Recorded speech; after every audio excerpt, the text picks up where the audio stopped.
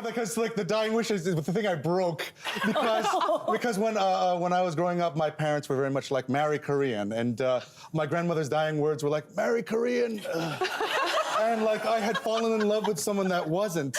Forbidden love is a trope that has survived many interpretations, despite the phrase inducing the more wary of people to send their eyes rolling to the far reaches of the sky. The idea of falling in love with someone that parents would approve of brings on feelings of immense guilt and is not something all of us will experience in life. Elemental brings us into that space for a visually dynamic landscape that somehow manages to feel completely ethereal and simultaneously very tangible. Exploring how each element interacts with the city provides a reassurance that the element idea is not just a gimmick and a surface level analogy for the main plot.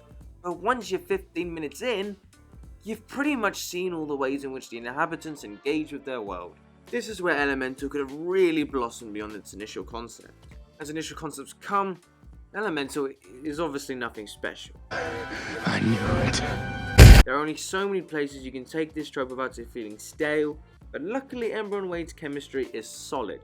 The film definitely does a service to itself when the personal experience of director Peter Son is spotlighted as it offers a looking glass into his world. Its strongest moments come from when it indulges in these experiences, such as the inbuilt prejudice of Element City and the discrimination that Fire faces day to day, and the pressures to carry on the family legacy that ignites Ember's inner turmoil. A particular standout moment for me was Ember's frustration with Wade as she can't simply follow her dreams and leave her family behind.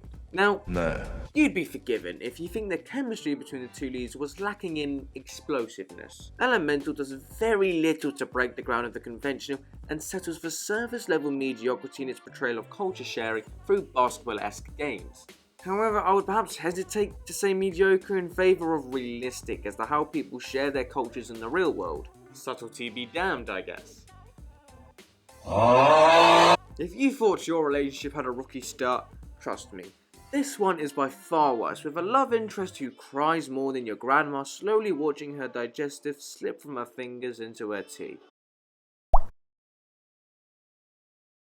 No! The crying is so exaggerated and constant that I almost cried.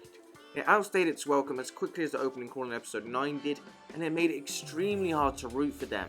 There's nothing wrong with showing emotion, but when Wade is crying every time he shows up on screen, for me, it makes the film significantly less enjoyable.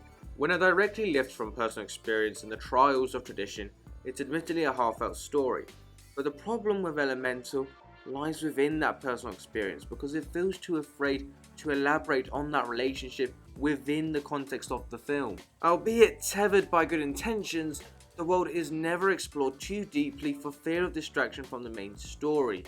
We leave Element sitting having not really gone. A dynamite of colours illuminating the wondrous city, reminding us of the animation eminence that picture is known for, just can't save this film. But what am I saying? This all boils down to not giving Claude his own film and starting the Elemental cinematic universe.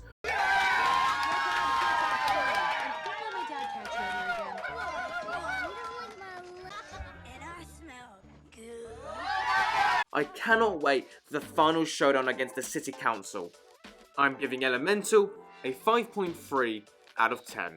I've been Darth Vader, you've had this one in the background, and I'll see you later.